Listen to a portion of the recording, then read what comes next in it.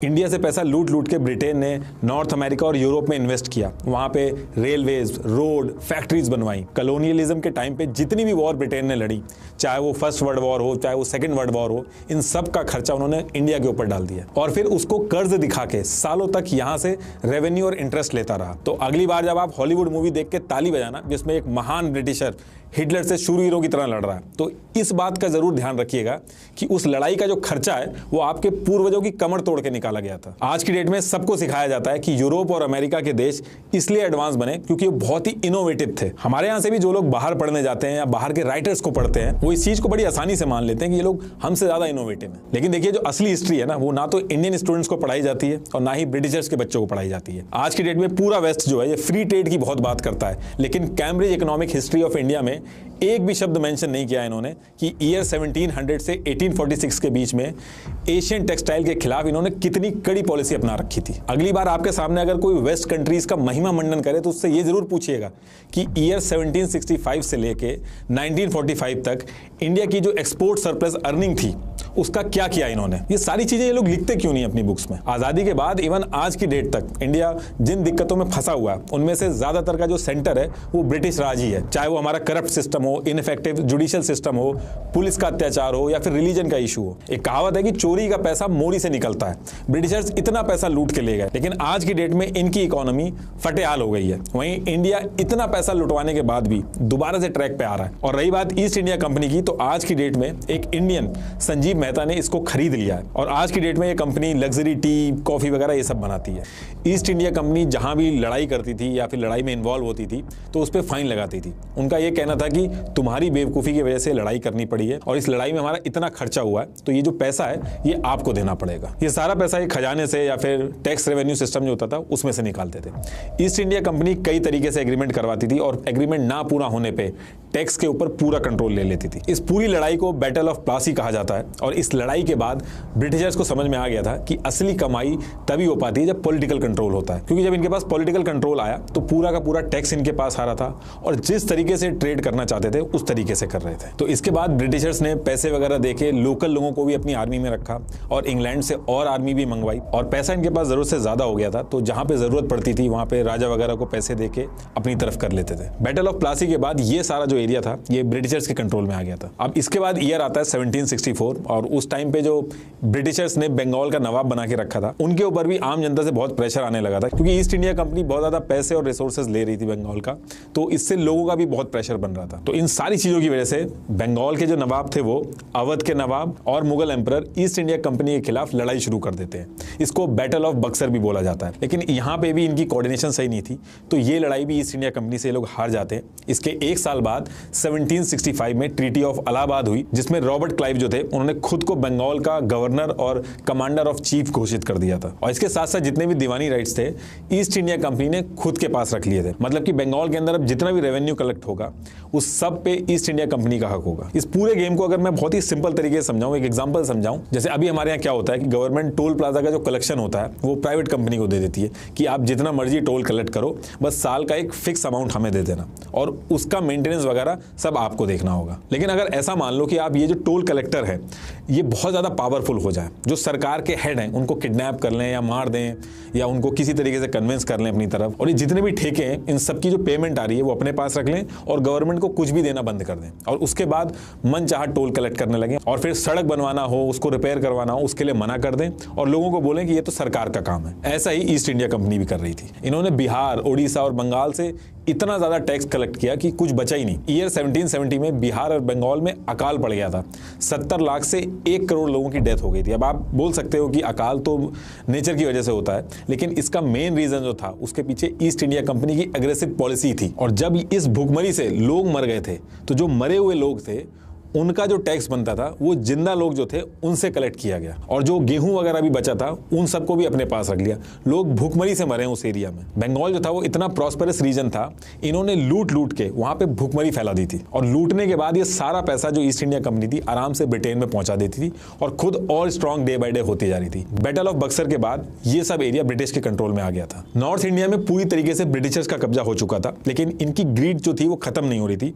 बाकी जो साउथ का एरिया था वहां पे भी कैसे कब्जा किया जाए, वहाँ का जो ट्रेड है उसको भी अपने कंट्रोल में कैसे लिया जाए, इन सब चीज़ों में इनका दिमाग चल रहा था। तो देखिए ये जो है ये है मैसूर, और ये जो सी साइड है इसको मलाबार कोस्ट कहते हैं, और यहाँ से ट्रेड होता था। और मैसूर के जो राजा थे वो इस पे कंट्रोल करते थे, और इस एरिया पे, और ये जो पोर्ट है जो मैंने मलाबार कोस्ट बताया, इस पे ब्रिटिशर्स की नजर थी। मैसूर के राजा थे हैदर अली और उनके बेटे थे टीपू सुल्तान। ये लोग ईस्ट इंडिया कंपनी की कोई भी एक्टिविटी मैसूर के एरिया में नहीं चलने देते थे, और इन सारी चीजों की वजह से जो ईस्ट इंडिया कंपनी थी वो मलाबार कोस्ट से ट्रेड नहीं कर पा रही थी। अब इसके पीछे एक तो रीजन ये था कि जो मैसूर का किंग था उसको ईस्ट इंडिया कंपनी की हरकतों के बारे में पता था, और दूसरी चीज ये थी कि इस कोस्ट से, जो मलाबार कोस्ट था, यहां से ये राजा फ्रेंच कंपनीज के साथ ट्रेड करता था, तो वहां पे कन्फ्लिक्ट होता, इसलिए ब्रिटिशर्स को ये लोग दूर रखते थे। और यही सारी चीजों की वजह से 1761 में वॉर हुई मैसूर किंगडम में और ईस्ट इंडिया कंपनी के बीच में।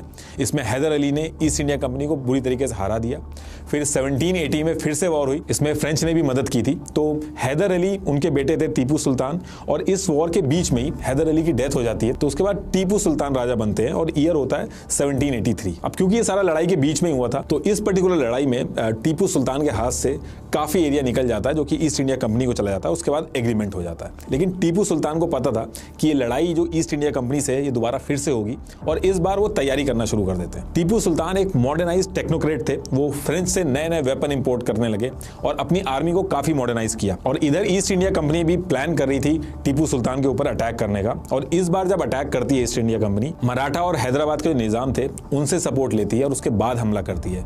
मैसूर किंगडम की जो सबसे बड़ी सिटी थी उस पर कब्जा कर लेती है, और टीपू सुल्तान के जो दोनों बच्चे थे उनको अपने पास रख लेती है। और उसके बाद ईस्ट इंडिया कंपनी कहती है कि जब तक टीपू सुल्तान आधा साम्राज्य ईस्ट इंडिया कंपनी को नहीं दे देंगे, और ये जो बार बार इनको लड़ाई करनी पड़ रही है, इसका जो फाइन है 3 करोड़ रुपए, यानी कि आज के हिसाब से 3,500 करोड़ होगा, इतना फाइन अगर नहीं दे देती है तब तक बच्चों को वो नहीं छोड़ेंगे। लेकिन टीपू सुल्तान इन सारी बातों में से कोई सी भी बात नहीं मानते हैं, और मदद वगैरह के लिए कई जगह पे बात भी करते हैं अपने आसपास के किंगडम में, लेकिन बात नहीं बनती है। और इसके बाद east India company final attack करती है और उनकी डेथ हो जाती है।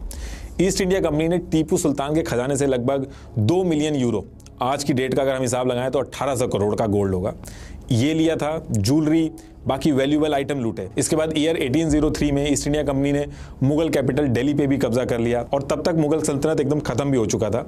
बादशाह के पास अब कोई इनकम नहीं बची थी, क्योंकि पूरा रेवेन्यू जो था वो ईस्ट इंडिया कंपनी के पास जाता था। और दिल्ली पे भी अपना कंट्रोल लेने के बाद मराठा, जिनकी मदद लेके ईस्ट इंडिया कंपनी ने टीपू सुल्तान को हराया था, उनके ऊपर भी अटैक कर देती है, और मल्टीपल वॉर होती है मराठा किंगडम और ईस्ट इंडिया कंपनी के बीच में। और finally east India company Maratha kingdom पे भी कब्जा कर लेती है। इसके बाद आगे चल के सिख एम्पायर पे भी कब्जा कर लेती है, कई सारी लड़ाई यहाँ पे भी होती है। ईयर 1847 में ईस्ट इंडिया कंपनी ने डॉक्ट्रिन ऑफ लैप्स इंट्रोड्यूस किया कि इस डॉक्ट्रिन के मुताबिक अगर कोई इंडियन रूलर की डेथ हो जाती है तो वो automatically east India company control में आ जाएगा, अगर उसका कोई मेल वारिस नहीं है तो। और इस रूल की वजह से उदयपुर, झांसी और अवध जैसे किंगडम जो थे वो भी कंपनी के कंट्रोल में आ गए थे। और ऐसे कर करके ईस्ट इंडिया कंपनी ने पूरे इंडिया पे कंट्रोल ले लिया था। और ऐसा भी नहीं था कि ईस्ट इंडिया कंपनी ने सिर्फ इंडिया में ही गड़बड़ करी थी, ये लोग अपने देश ब्रिटेन में भी गड़बड़ कर रहे थे। ईस्ट इंडिया कंपनी के पास इतना ज्यादा पैसा आ गया था कि इन्होंने ब्रिटिश पार्लियामेंट के अंदर भी काफी नजदीकियां बढ़ाई। रॉबर्ट क्लाइव जैसे लोगों ने इंडिया से पैसा लूट लूट के ब्रिटिश का जो पार्लियामेंट था वहां की सीटें और वहां के एमपीज दोनों को खरीदना शुरू किया,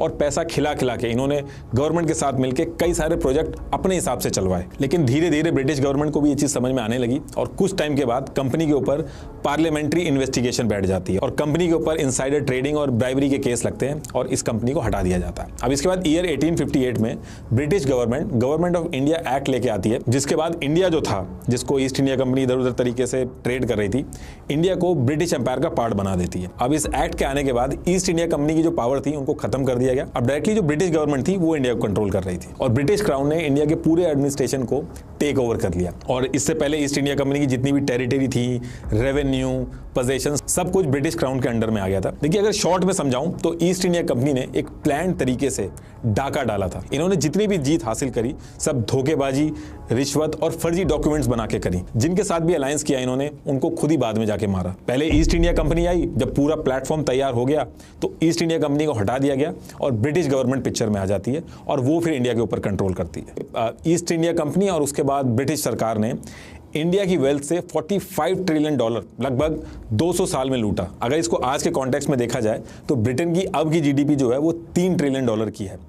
ईस्ट इंडिया कंपनी और बाद में ब्रिटिश गवर्नमेंट ने इंडिया की वेल्थ को तो लूटा ही, साथ में इंडिया की जो फॉरेन एक्सपोर्ट अर्निंग आती थी उनको भी लंदन भेजना चालू कर दिया था। अब इन सारी वजह से इंडिया के पास मशीनरी, कोई टेक्नोलॉजी इंपोर्ट करनी हो, इन सब के लिए ₹1 भी नहीं बचा था। इंडिया अपने आप को मॉडर्नाइज ही नहीं कर पाया। ब्रिटिशर्स ने बहुत ही भारी लूट मचाई इंडिया के अंदर। ये अपने आप में बहुत ही शॉकिंग है कि इवन आज की डेट तक डिस्ट्रिक्ट एडमिनिस्ट्रेटिव ऑफिसर को कलेक्टर बोला जाता है। ये ब्रिटिशर्स के टाइम पे कलेक्टर वर्ड यूज होता था, जिन्होंने टैक्स ले लेके भुखमरी पे लाके खड़ा कर दिया था। ईस्ट इंडिया कंपनी ने खुली लूट की, लेकिन एक बहुत ही प्रोफेशनल तरीके से।